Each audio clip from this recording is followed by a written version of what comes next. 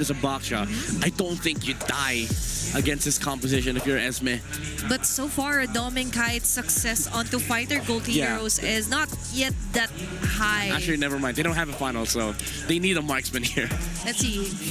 He's not hovering over any heroes at all. Very nice catcher for camera guy. Yeah. What about Natan? Natan, Bruno.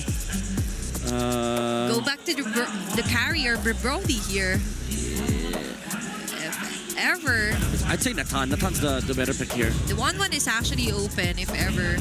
Obsidia. So it's going to be... No. Do you lock it? It is an Ixia. There's a Matilda in the game! He was actually touching the Matilda before he picked off and locked in the Ixia.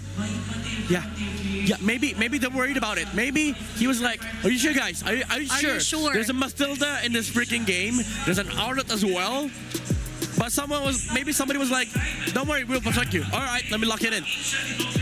That is a very huge statement to get a Nixia against a Matilda.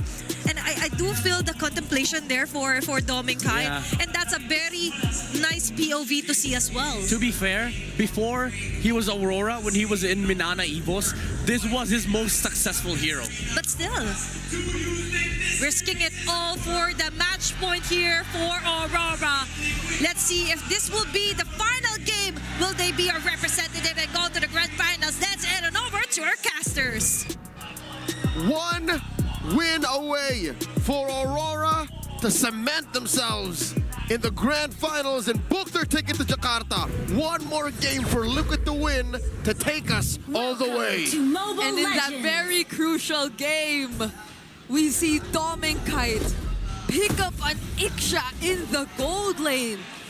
This is a debut and a re-debut, if you'd like to call it. Midnight did throw back and allude to Doming Kite's early days. Yep. Once known as Doming Der or Doming R. He was with Minana Evos.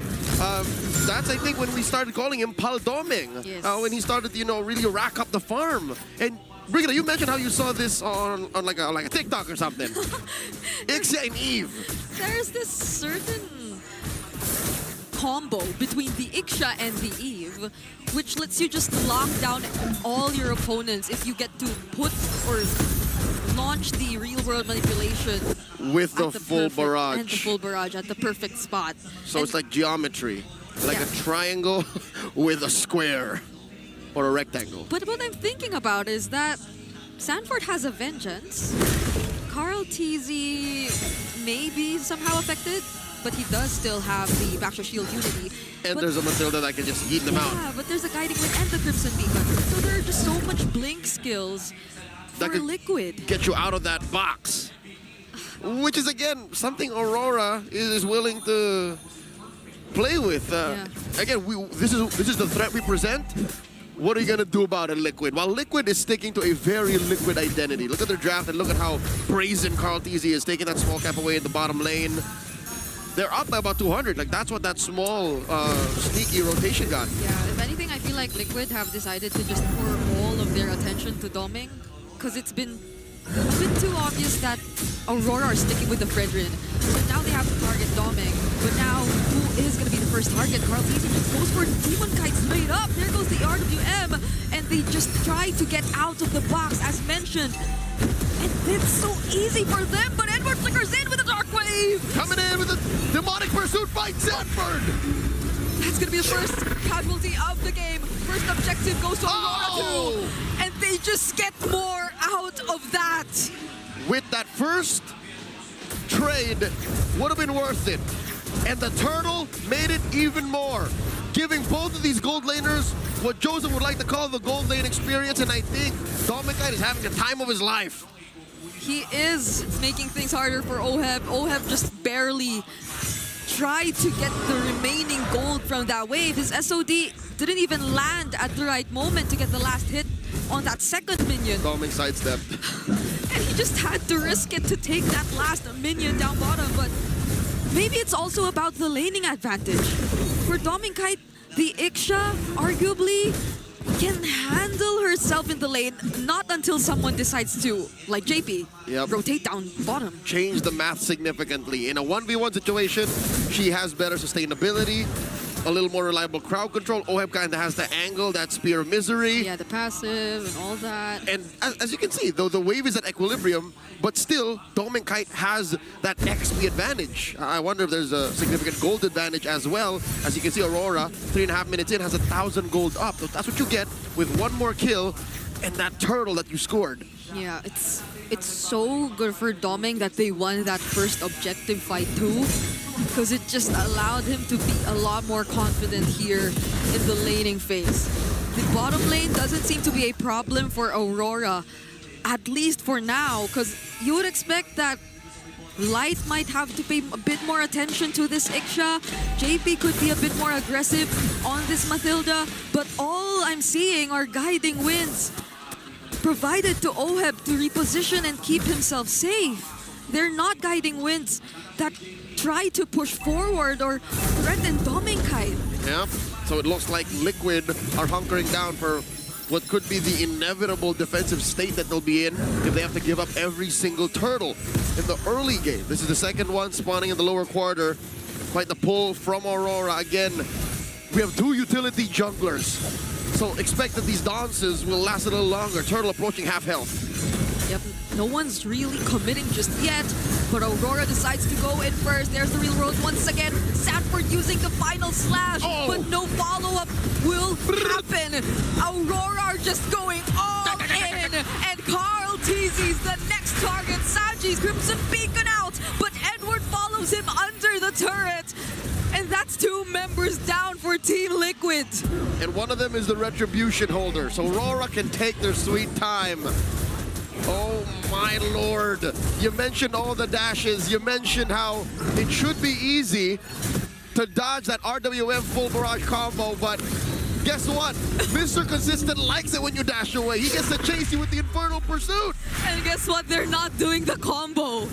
They're using it at different times. Exactly. They're layering it. They're not getting their cake and eating it too. They're getting their cake and keeping it in their back pocket for a rainy day. And that rainy day is today as Aurora take mid lane. Aurora on their way to taking the bottom lane. They're up 2,000 gold. All theories are gone. Aurora have a different approach at playing this lineup. And Team Liquid Philippines, they're clearly surprised by how they're doing this. Rick, it's a full 1,000 between Oheb and Doming Kite. And Doming Kite just went full green. Oh. Sky Piercer on this Ixia. Sky Piercer first even, maybe. Or was it second? Item. Okay, it's he has second. one fully built item. Yeah. Okay. So he's on his way to a Swift Trinity. But first, a little stopover, a little break there with the Sky Piercer. I think he's That's reading the still room. something, yeah. He's reading the room like, you guys are going to feed me the kills, and then we're going to go to Jakarta. Like, that's what's going to happen here. They're just so close to making that happen. Because at this point, not even Sanford can look for those final slashes to make things work. Not without triggering Edward. And not with the real world manipulation in front of them. That too, he has to stop. Again, sure you can dash through. You can, train on your targets with the Vengeance, but it's not like the front line of Aurora's making that easy. Yeah, I think Carl, TZ, and Sanford have to be a lot more calculated in terms of the timings in which they go in, because it's so hard to back out when Aurora decides to punish you. You know what? Here's one of those times where I wish Liquid had that Hayabusa to hunt down this Ixia. Because the last time it was picked was Season 14, about a year ago, September 27, 2024, by Kozin, when he was playing for TNC. So the last time it happened in MPL Philippines, Aurora was on the receiving end of an Ixia. Yeah, and that was a completely different TNC that we're talking about at the time. A year ago, Edward again has all his eyes on Sanford. But could he be the target? They're gonna settle for whatever they can, because at this point, Team Liquid, they could not get close to the objective. Little trade though. Aurora did have to open up that bottom lane. Oheb doing work, getting farm on him. Maybe that SOD missing was a little bit of burnt toast. even if it did hit, like he wouldn't have to press it. Like he should keep himself scared. I think that's step one in Liquid's recovery. Don't pick fights. Guiding wind away, saving Oheb from Edward. That's all we're seeing for now. Unfortunately, they have that, but how else can they utilize the tools that they have. They're not able to play as aggressively because of the threat of an immediate punish from Aurora. Either the real world, the full barrage, or Edward just blocking every single member of Liquid from running away. Oh, smart move from Carl, but Oheb gets caught by the Unbreakable. Oh my goodness. Something tells me Aurora have put the fear of God into Liquid. You see how fast JP flickered away? Yeah. I think he was expecting a full-on collapse. He's like, no way! Because it could happen. Edward was so close nearby. That was a jump scare. And now all they're doing is just going for the split push. Team Liquid Philippines, they're stuck in this position of they can't even pick a team fight. Nope. They can't even try to look for pickoffs. No one seems like a safe target if we talk about Aurora. Not until Oheb is ready. And Oheb is so far behind. He's almost 2,000, full 2,000 behind Dominkite. And he only has 2 out of 3 on that Swift Trinity, while Dominkite is on his way. He's 2 in, but also he has a Sky Piercer. Luckily, no stacks on yet. Yeah, but he also has the Sea Halberd, so like, even this early on, they're finding ways to deal with every single form of sustain that Liquid has. Right, shield, heal, and given an Ixia, again, it's been a while, folks, since we've actually seen one in professional play. Might not even want that Swift Trinity. He might just want that Corrosion Sight, and then a smorgasbord of other damage items that you put on Marksman. Lord spawns, upper quarter, Aurora approaching that 5,000 gold lead over Liquid, and I'm not so sure this is the right call. I don't think the Cavalry wants to smoke. Does JP really want to stand up front? Edward, once again, it's always Sanford that he's trying to look for. Oh no. Carl TZ trying to close in. Edward forcing a fight down or on the other side of the map as well. But the AOG is already committed. SOD finally connects. Sanford goes in and Demonkite actually falls. But Edward gets the Lord! Mr. Consistent secures it, and they take down so many. The Liquid Stampede is quelled. Aurora finds the wipeout. Dominkite is a maniac! A sidestep full barrage from Dominkite to take down 4 members from the Cavalry. 40 couldn't flicker, JP couldn't flicker, could have maybe saved someone with a guided winds, but Dominkite was too damn deadly. Fortunately, the death timers aren't that long just yet, but they'd have to say goodbye to their holy shields. And Aurora, they're so terrifying, they actually go for Yue, but is he the target? Dominkite! It's Dominkite they want! It's a shutdown from Sanji! Oheb coming in from the back line. Demonkite trained on him. Traded 2 for already. JP and Sanford. Oh no. 3 members of Aurora are on him. Down he goes. Yue gets him. That was time for Liquid to clear the Lord, but was he the best option to get that time? To buy that time for the Cavalry? It's gone sideways as the RWM comes out of Yue.